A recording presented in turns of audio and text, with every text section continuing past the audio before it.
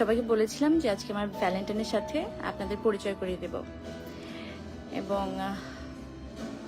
আমি আমার সমস্ত ভালোবাসা দিয়ে আপনাদের সামনে আমার ভালোবাসাকে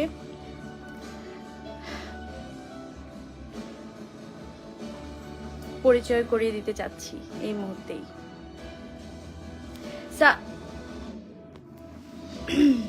সাইম ঘুমায়, এজন্যই আমার একটু লেট হয়ে গেছে লাইভটাতে আসতে, মানে আমার ছেলে ঘুমাচ্ছে। তো আর ওয়েট না করি, আমার মনে হয় এই মুহূর্তেই আমার ভ্যালেন্টাইনের সাথে আপনাদেরকে পরিচয় করিয়ে দেওয়া উচিত। আসো, একটু লাইট দাও।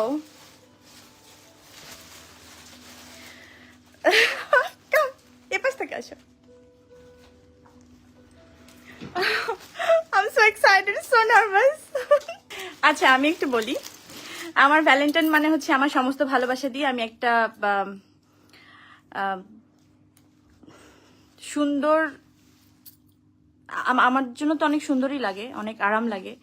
সেটা হচ্ছে বডি, যেটা কিনা আমার স্বপ্ন ছিল, আমার ড্রিম প্রজেক্ট, সমস্ত মায়েদের জন্য এবং বাচ্চাদের জন্য। ম্যাটারনিটির সমস্ত কিছু একই ছাদের নিচে পাওয়া যাবে। এত মানুষজন এত রাতে আপনারা কি করেন? আমি বিশ্বাস করি এই মুহূর্তে সমস্ত বাংলাদেশের সমস্ত মায়েরাও আসলে আমার সাথে জয়েন করবেন, অনেক দর্শকের সাথে। আর বডির সাথে নিশ্চয়ই পরিচিত হবেন এই মুহূর্তেই। বডি হচ্ছে এমন একটা প্রজেক্ট বা এমন একটা কোম্পানি যেটা কিনা আমার সমস্ত ভালোবাসা দিয়ে সাজানো, সমস্ত ভালোবাসা দিয়ে এটা তৈরি, শুধুমাত্র মা এবং বাচ্চাদের জন্য। কারণ আপনারা মা হিসেবে আমাকে এত বেশি ভালোবাসেন, পছন্দ করেন, এত বেশি অ্যাপ্রিসিয়েট করেন।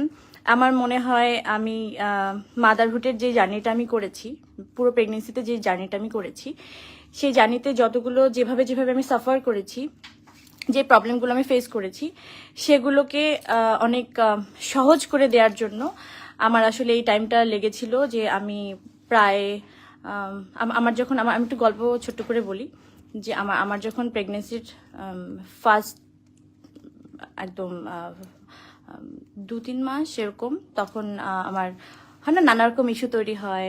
আমার পছন্দের কাপড়টা আমার গায়ে লাগে না, আমার ওই খাবারটা আমার ভাল লাগে না, মানে যে কোনো কিছু পছন্দের সবকিছু অপছন্দ হয়ে গেল, মানে তখন যায় আসলে নানা ধরনের কারণেই। যেমন হেলথ ইস্যু থাকে। তো সেখান থেকে আমার মনে হয়েছে যে আমি যা সাফার করেছি সেগুলো যেন অনেক ইজি হয়। আমি যখন একটা প্রথমে কাপড় কিনতে গেলাম, সেই কাপড়টা থেকে আমার প্রথম জার্নিটা শুরু হয়েছে, মানে সাফার করার জার্নিটা। যেটা হচ্ছে যে আমি কোনোভাবেই ঠিকঠাক কোনো জিনিস, কোনো প্রোডাক্ট আমি ঠিকমতো পিক করতে পারিনি, ওরকম কোনো পরিস্থিতি ছিল না। রেখে দেওয়ার সমস্যা নেই। তো যেহেতু আমি একা, আমার সাথে আর কেউ নেই, আমার একটু একটু করে আগাতে হবে এবং আপনাদেরকে সঙ্গে নিয়েই আমি আগাবো। আপনারা সবাই আমার সঙ্গে থাকবেন আশা করি।